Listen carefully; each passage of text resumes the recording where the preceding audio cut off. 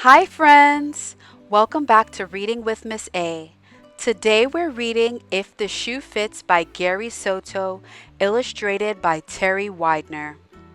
It's a funny story and a real story about a boy who learns a big lesson about honesty, pride, and what happens when you let your wants get the best of you. So go ahead, find your cozy spot, grab a snack, and let's dive in. Hey, it's a beautiful day. Reading with Miss A. Imagination's just one page away. Rijo had three brothers and one sister, and when you counted his parents and Uncle Celeso, who lived with them, his home was as crowded as a bus. He didn't really mind the noisy house.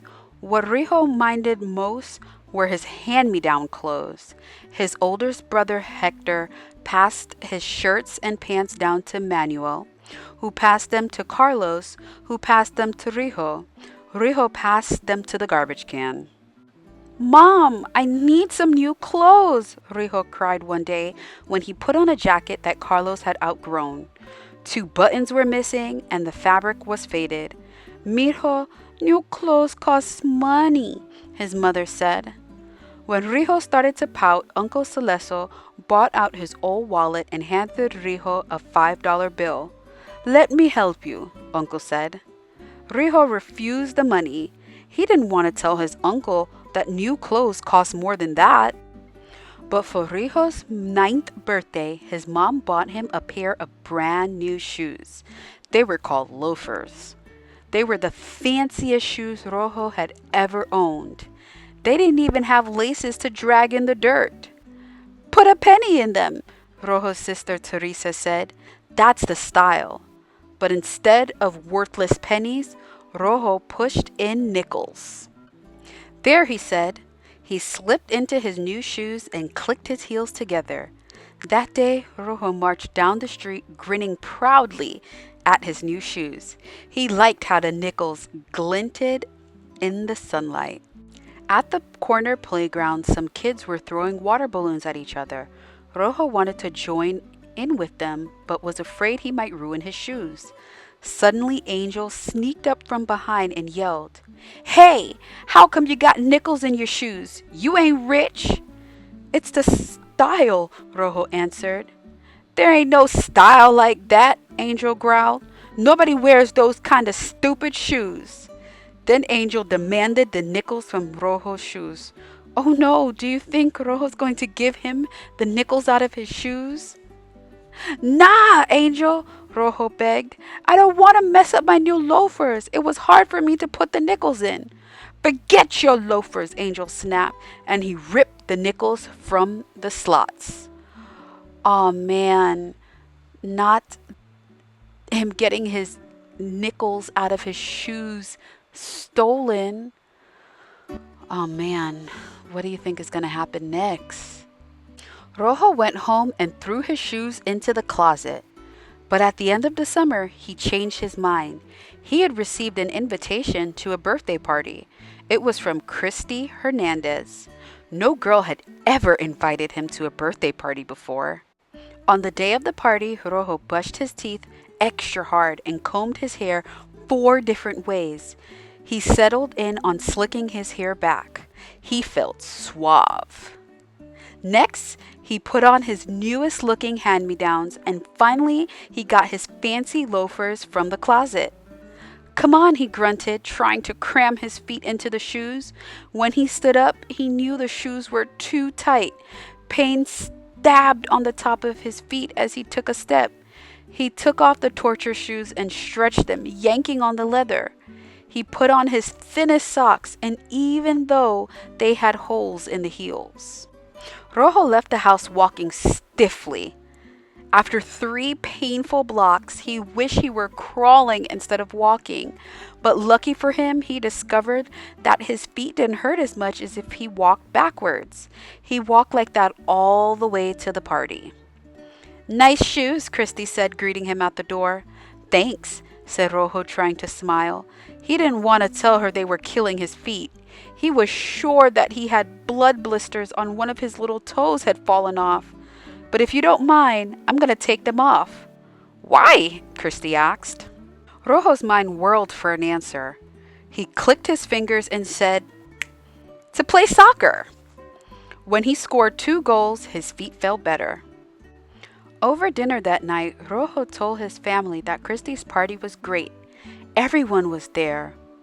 Jose Luis, Julie, Debbie, Joey, Carolina, Lupe, Rachel, Sophia, Martin, Jamie, Lily, Maya, and Maya's little sister. I forgot her name, plus some of her cousins, and Christy, who was still in diapers. Híjole, that's a lot of kids to feed, Uncle Celestro remarked. Yeah, but a party's more fun with lots of kids, Rojo said. Next year, mijo, we can have a party like that for you, his uncle said. And you know why? Rojo shook his head. Because I have a new job as a waiter, Uncle announced. I'll make a lot of money. Mucho dinero. I'm really excited that Rojo ended up having a great time even though his shoes really hurt his feet. He found a way to make it work for him. After dinner, Uncle Celestro began to gather the dirty plates from the table. Rijo's father protested. Leave them for the kids. No, hombre. I have to practice being a waiter, Uncle said.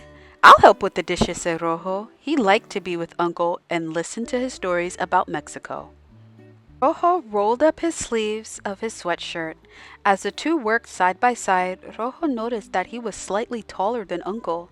He noticed that Uncle's pants were too loose for him and that the shirt had flakes of paint on it. He looked at Uncle's shoes. Wow, what do you think is happening right now? What do you think Rojo is noticing with his uncle? The next morning, Rojo brought his loafers to the couch where Uncle slept. ¿Qué esto? Uncle asked, opening one eye. What's this? A present for you. Kind of used, but try them on. Uncle sat up and looked at the shoes. These are the most beautiful shoes I've ever had, he said. He patted Rojo's cheek. You don't mind if they're hand-me-downs? Rojo asked. Here comes the lesson. What do you think Uncle is going to say about the shoes that Rojo just gave to him? Hand-me-downs nothing, Uncle said. These are brand new. I can go to work in style. He tapped on the shoes and then put them on. He squinted an eye at his nephew. Are you sure you want to give me them? Yeah, I'm sure, Rojo said. To tell you the truth, Uncle, I like them, but they hurt my feet. I grew a little. Seems like Uncle was more grateful than Rojo, huh? Uncle reached for his front pocket. These coins are older than I am, Uncle said.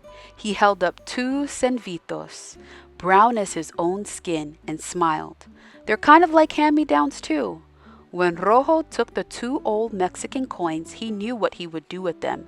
Fit them into the slots of his next new loafers, if he ever got any. Next time around, he would wear them no matter what people like Angel said. Sometimes it's not about what the thing we want, it's about how we get it. What do you think Rojo learned as a lesson here? So friends, what do you think of the story If the Shoe Fits? It's a story that reminds us that being honest and content with what we have will always feel better than pretending to be something we're not. Here's something to think about. What's one time you learned a lesson the hard way, just like the main character Rojo did? I'd love to hear your thoughts in the comments. Don't forget to like and subscribe and come back for more story here on Reading with Miss A, where we read, think, and grow together. That was so much fun. Thanks for reading today. We'll see you next time with Reading with Miss A. Keep dreaming big and turning those pages, 'cause stories take us to amazing places. Don't forget to like and subscribe. See you in the next book.